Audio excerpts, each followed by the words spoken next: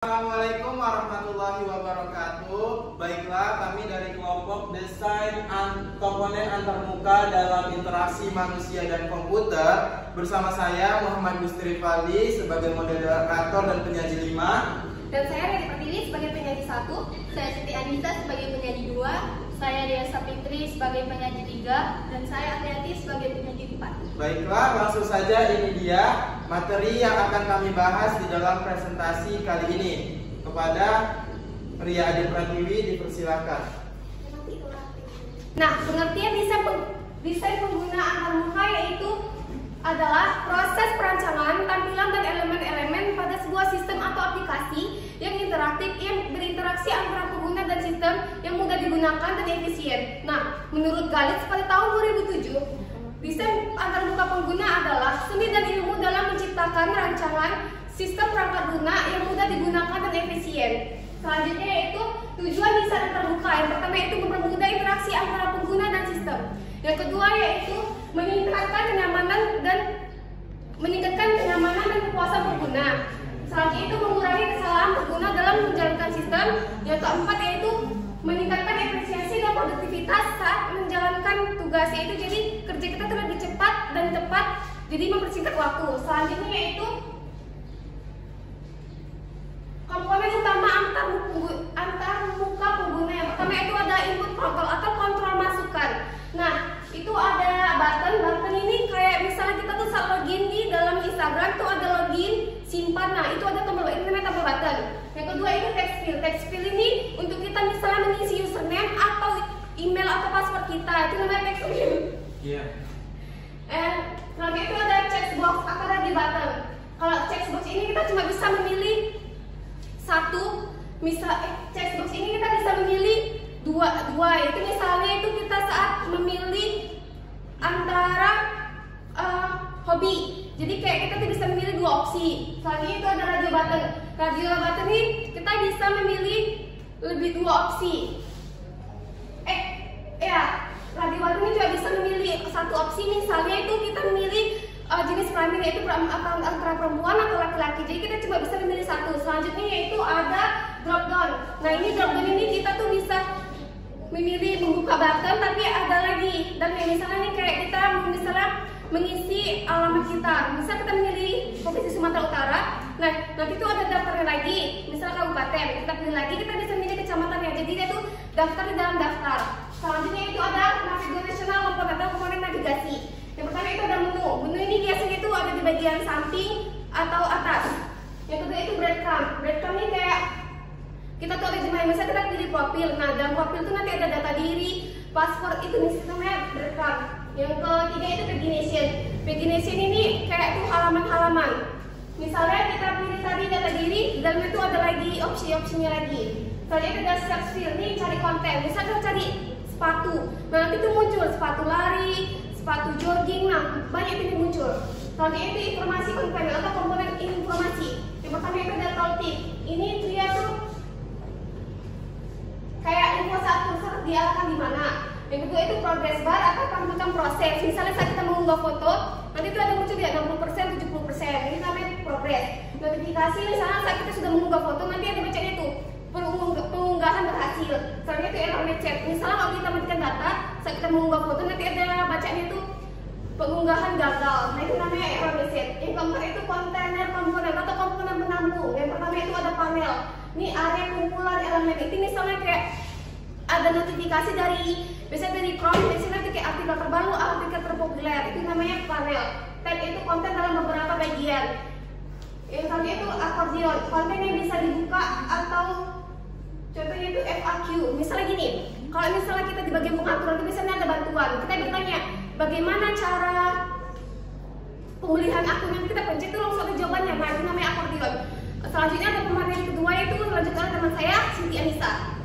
Baiklah, di sini saya akan melanjutkan tentang komponen dalam desain UI. Jadi dalam desain UI itu terdapat dua komponen, ada komponen fungsional dan ada komponen visual. Nah, dalam komponen fungsional itu ada 5. Yang pertama itu button.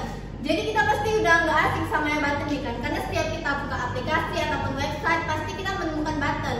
button ini tuh ibarat kayak remote yang ngirim perintah ke sistem ketika kita mau melakukan sesuatu. Misalnya kayak kita mau menyimpan data, mau ngirim data, atau bahkan berpindah dari satu halaman ke halaman lain.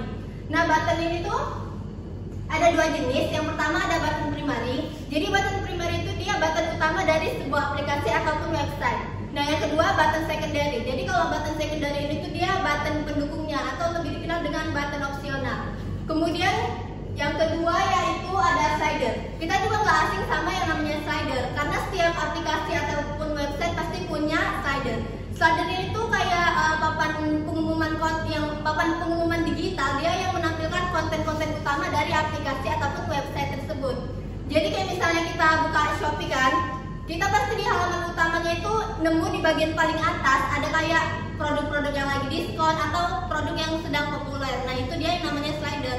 Terus slider itu biasanya di bagian bawahnya itu ada kayak 3 bulatan kecil warna putih. Nah, itu dia fungsinya itu untuk menandakan kita lagi ada di slider di bagian mana.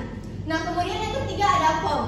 Jadi kalau form itu dia kayak kotak isian tempat di mana kita akan mengirim dan menyimpan data ke sistem. Jadi setiap kita buka aplikasi ataupun website, pasti kita ketika mau login harus mengisi form dulu. Kayak misalnya ngisi nama, ngisi alamat, jenis kelamin, dan lain sebagainya. Nah, di dalam form itu terdapat banyak sekali jenis inputan. Mulai dari teks field untuk teks pendek, ataupun teks area untuk teks panjang. Dan juga ada checkbox untuk pilihan lebih dari satu, dan juga masih banyak jenis inputan lainnya. Nah, form ini selain untuk mengisi data, dia juga untuk validasi ketika kita melakukan kesalahan pada data. Jadi kayak misalnya kita lagi ngisi formulir pendaftaran seminar. Nah, pas kita mau ngirim data kita, tanpa kita sadari ternyata data kita itu ada yang typo, ada yang salah, ataupun masih ada yang kosong yang nggak kita ketahui. Jadi ketika kita klik button kirim, itu dia nggak bakal terkirim, melainkan sistem akan memberikan pesan kayak data Anda masih kosong atau data Anda ada yang salah, silakan cek kembali. Itu juga fungsi dari form tadi. Nah, yang keempat itu ada icon. Jadi kalau icon itu dia kayak gambar atau simbol, dia tuh kecil tapi dia punya fungsi yang cukup besar. Karena dengan icon bisa membantu pengguna untuk mengetahui suatu fungsi tanpa harus membaca panjang kali lebar kalimat dari fungsi tersebut. Misalnya yang kayak kita ketahui kan, kalau misalnya icon tempat sampah itu pasti untuk menghapus, ataupun icon edit biasanya disimbolkan dengan icon pensil. Tapi sebaiknya kalau icon ini dikasih tooltip. Jadi ketika kita mengarahkan kursor ke icon tersebut, nanti akan muncul tulisan. Kayak misalnya kalau kita ngarahin kursor kita ke icon tempat sampah, nanti akan muncul tuh bacaan hapus. Nah, fungsinya dikasih tooltip itu supaya kalau ada orang yang belum terlalu paham atau ngerti fungsi tersebut, dia nggak bingung kayak ini tuh fungsinya untuk apa ya. Jadi dia cuma tinggal mengarahkan kursor tadi ke icon tersebut, maka dia akan tahu fungsi icon tersebut untuk apa. Nah, yang kelima itu ada navigasi. Jadi navigasi ini tuh kayak bisa dibilang mapsnya sebuah aplikasi ataupun website ya, karena dengan navigasi kita bisa berpindah dari satu halaman ke halaman lain ataupun berpindah dari satu fitur ke fitur lainnya. Navigasi ini ada beberapa jenis, ada navigasi horizontal, ada vertikal, ada juga navigasi breadcrumb. Itu tuh dia kayak ngasih jejak kita tuh lagi ada di halaman apa atau lagi ada di fitur apa di aplikasi tersebut. Nah, selanjutnya yaitu komponen visual. Jadi kalau tadi kan komponen fungsional, nah sekarang kita masuk komponen visual atau estetika. Nah, di komponen ini terdapat 4. Yang pertama itu ada visual hierarchy. Jadi dalam desain UI, visual hierarchy itu penting banget karena dengan visual hierarchy kita bisa menentukan informasi mana yang harus kita baca lebih dulu dan informasi mana yang kita lihat belakangan. Nah, cara membuat visual hierarchy ini ada beberapa cara, mulai dari membuat judul lebih besar dan lebih tebal daripada isi, bisa juga memberikan warna yang mencolok, atau bisa memberi spasi yang cukup agar kontennya itu lebih terlihat jelas. Makanya dalam desain UI membuat visual hierarchy itu sangat penting, karena dengan visual hierarchy tadi otomatis mata kita akan tertuju ke objek penting tanpa harus kita ketahui kayak gitu. Kemudian yang kedua ada warna. Dalam desain UI, warna itu nggak cuma untuk mempercantik tampilan konten aja, tapi warna bahkan juga bisa memberikan kesan atau perasaan tertentu kepada si penggunanya. Misalnya kalau kita lagi coding, pasti kita tuh deg-degan warnanya ini yang muncul warna merah atau hijau. Karena kalau merah pasti kayak codingan kita tuh error, dan perasaan kita tuh kayak jadi jengkel, kesel, sedih karena kayak codingannya nggak berhasil. Tapi kalau misalnya yang muncul warna hijau, pasti kita kayak jadi lega, kayak senang karena codingan kita artinya berhasil. Nah, kemudian yang ketiga itu ada spacing. Jadi spacing atau white space itu sebenarnya cuma ruang kosong, tapi walaupun itu cuma ruang kosong, itu bisa memberikan dampak yang cukup besar bagi konten karena bisa membuat konten kita terlihat lebih rapi dan juga bahkan terkesan profesional. Nah, kalau lah misalnya ada konten terus dia spasinya itu rapat-rapat, pasti kita juga melihatnya kayak males gitu kan, karena kayak rapat-rapat kali, mata tuh sakit nengoknya. Nah, makanya memberikan spacing itu sangat penting dalam membuat konten. Nah, spacing ini ada dua jenis. Yang pertama itu ada padding. Jadi kalau padding ini tuh dia jarak di dalam elemen. Misalnya kayak ada button kirim. Nah, jarak tulisan kirim ke pinggir tombol, ke pinggir kotaknya itu namanya padding. Sedangkan yang kedua itu margin. Kalau margin itu dia jarak antar elemen. Jadi misalnya jarak antara button kirim sama button hapus kayak gitu. Kemudian selanjutnya ada typography. Nah, kalau typography ini tuh dia seni dalam memilih dan menata font. Jadi nggak cuma soal memilih jenis font, ini juga tentang mengatur ukuran font, mengatur besar font, warna font, bahkan tinggi dan jarak antar barisnya. Itu juga termasuk typography. Nah, dalam desain UI ini typography itu juga sangat penting karena dengan memilih typography yang pas, maka pesan yang ingin kita sampaikan melalui konten bisa tersampaikan dengan baik oleh pengguna. Tapi kalau misalnya typography kita tadi nggak sesuai sama konten kita, maka bisa jadi pesan yang ingin kita sampaikan melalui konten itu nggak tersampaikan dengan baik. Nah, selanjutnya akan dijelaskan oleh Dea Sapitri. Saya akan menjelaskan prinsip desain UI atau best practice. Desain antar muka pengguna adalah elemen visual yang menghubungkan manusia dengan teknologi, baik itu aplikasi, website, maupun perangkat lunak lainnya. UI mencakup segala sesuatu yang dilihat oleh pengguna, mulai dari tombol menu, warna, tipografi, hingga layout. Prinsip desain UI atau best practice. Yang pertama yaitu ada konsisten.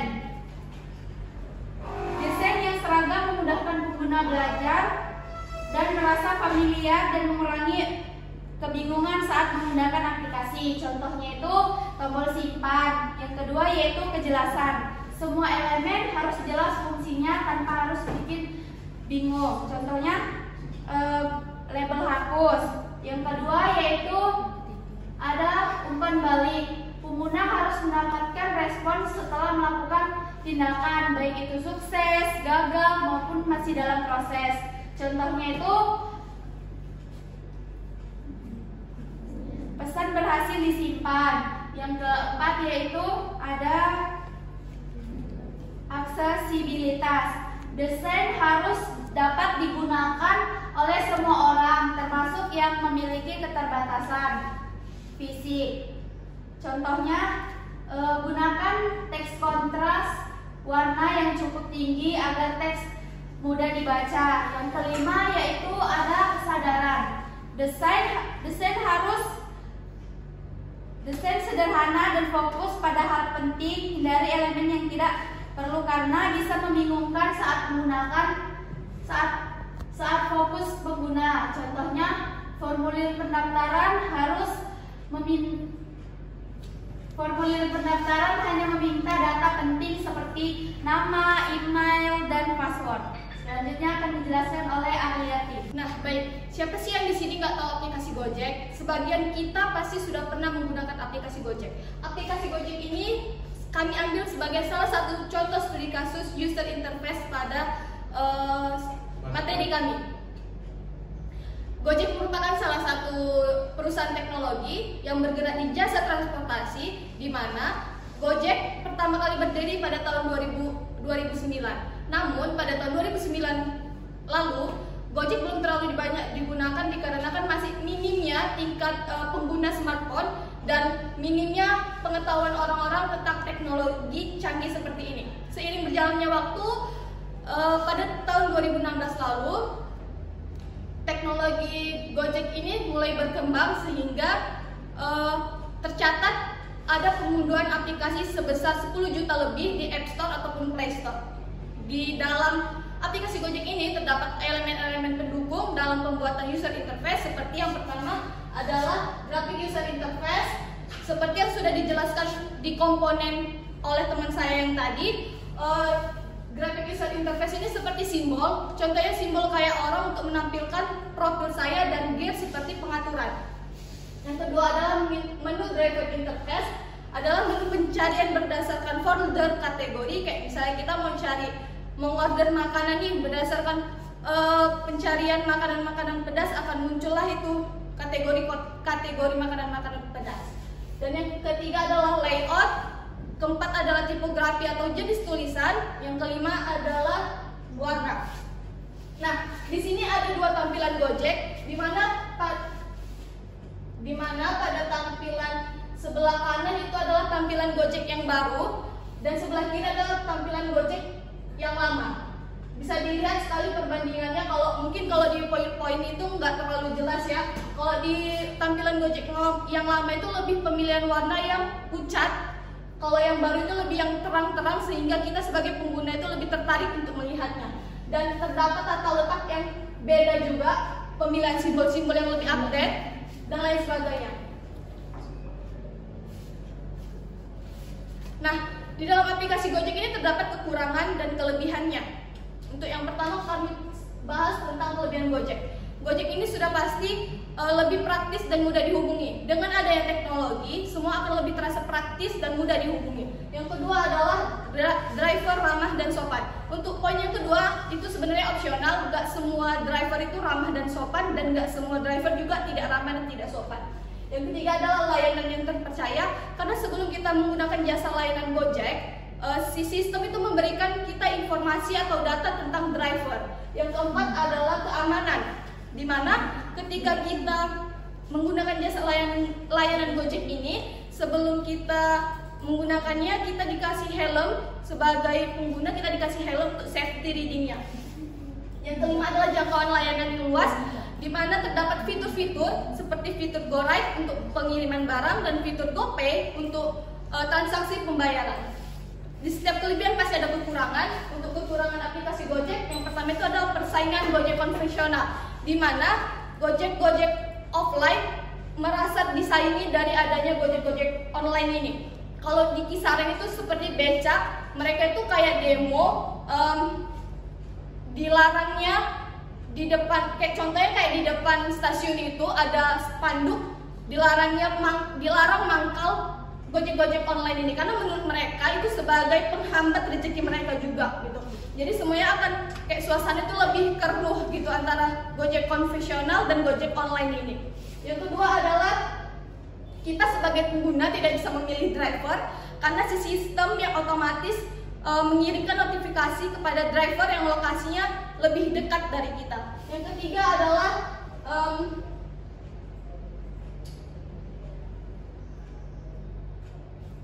kendala tentang kualitas. Walaupun semua sebagai driver sudah memiliki SOP, ketentuan untuk menjadi driver, cuman ada beberapa driver yang bandel, lebih cenderung kayak melanggar, kayak mereka menjalankan tugas tanpa membawa atribut seperti helm dan jaket Gojek gitu. Jadi kan kita sebagai pengguna kayak, apakah benar ini driver Gojek yang asli gitu. Nah, yang keempat adalah kualitas layanan, kayak seperti jaringan itu kita nggak bisa menggunakan aplikasi Gojek kalau nggak ada jaringan, baik driver ataupun pengguna. Dan yang terakhir adalah bug aplikasi. Bukan cuma aplikasi Gojek, kayak sistem akademik kita juga sering mengalami bug aplikasi. Ketika aplikasi tersebut terlalu banyak digunakan oleh ribuan orang di dalam waktu yang bersamaan. Mungkin sekian dari saya tentang studi kasus, akan dilanjutkan oleh Gusti. Baiklah, di sini saya akan menjelaskan tentang tantangan dari desain antarmuka. Yang pertama itu ada namanya kompleksitas kebutuhan pengguna. Nah, ini dihadapkan bagaimana kita itu sebagai seorang desainer memahami apa saja yang diperlukan oleh pengguna berguna dalam produk kita. Kita ambil contoh tadi udah dijelaskan oleh teman saya sebelumnya, yaitu Gojek, dimana awalnya Gojek itu kan digunakan hanya untuk memesan ojek saja. Hingga saat ini Gojek itu sudah sangat berkembang sehingga bisa digunakan untuk memesan makanan, kemudian memesan barang dan lain sebagainya. Jadi kita sebagai seorang desainer harus memahami maunya pengguna itu apa. Dia itu maunya diberikan layanan apa sehingga pengguna itu tetap menggunakan layanan kita. Yang kedua adalah masalah usability dan navigasi. Nah, ini seringkali nih tidak diperhatikan oleh seorang desainer UI, UX, yaitu kita itu nggak memperhatikan bagaimana usability dan navigasi. Kita ambil gambaran usability dan navigasi itu seperti sebuah jalan atau rute yang mengarahkan pengguna itu dalam menggunakan aplikasi atau website yang kita bangun. Sehingga kalau misalnya kita bangun nih website yang dia-nya itu linknya atau tombolnya nggak bisa digunakan atau tidak berfungsi, tentu pengguna itu akan merasa dirugikan dalam segi waktu, kemudian dalam segi kenyamanan juga. Yang ketiga ada aksesibilitas dan inklusivitas. Nah, ini nih seperti yang telah dijelaskan oleh teman saya Dia Sapitri, bahwa kita itu sebagai seorang desainer UI, user interface, itu harus memperhatikan bagaimana aksesibilitas dan inklusivitas dari pengguna. Kita itu nggak bisa menyamaratakan pengguna itu menggunakan layanan kita itu secara fisik itu bisa semua, tapi ada juga orang-orang yang memiliki keterbatasan dalam hal tersebut. Kita ambil contohnya adalah tunanetra, tunarungu. Nah, kita sebagai seorang desainer, kita itu harus bisa menghadirkan sebuah sistem aplikasi atau website yang bisa digunakan. Contohnya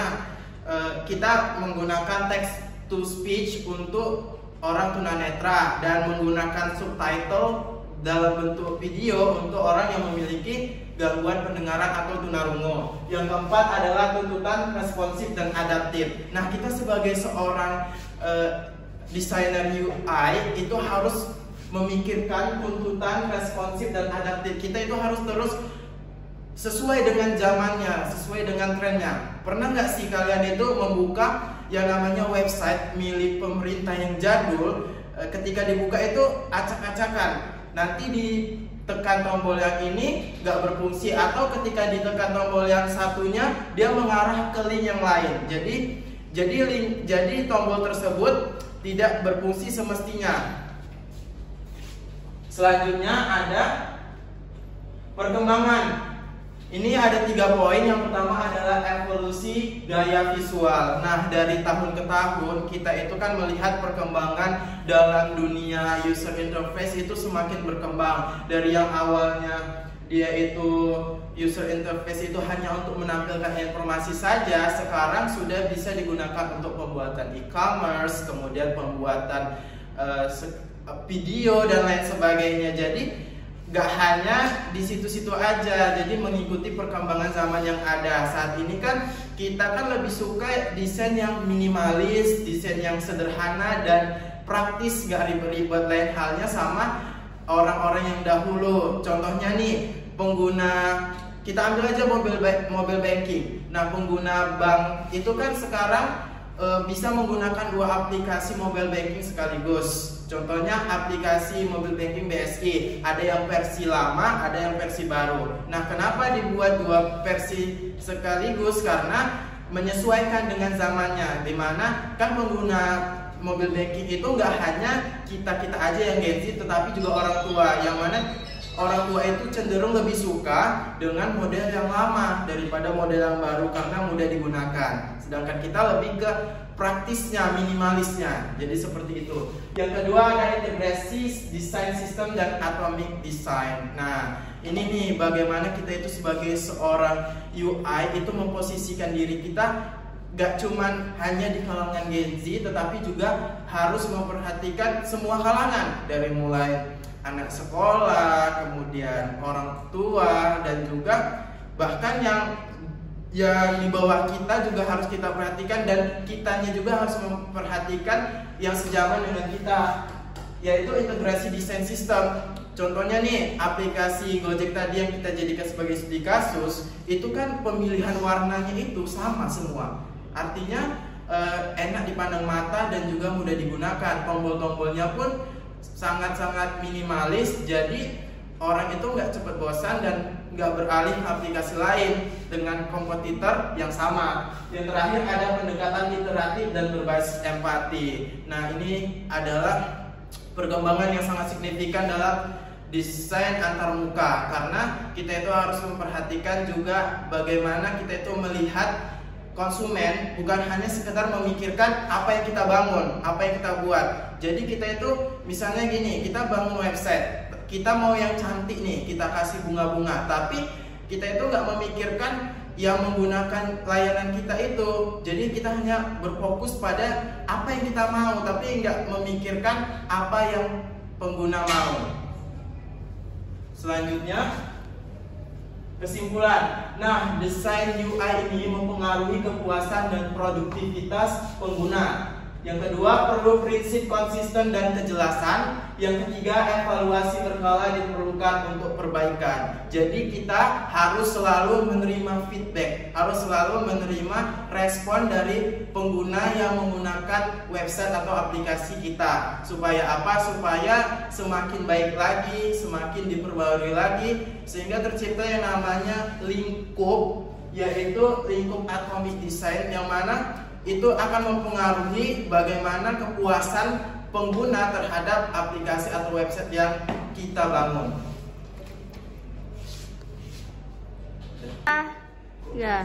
Baiklah, demikian hasil presentasi dari kelompok kami. Kami mengucapkan mohon maaf jika ada kesalahan, dan billahi taufiq wal hidayah. Wassalamualaikum warahmatullahi wabarakatuh. Waalaikumsalam warahmatullahi wabarakatuh.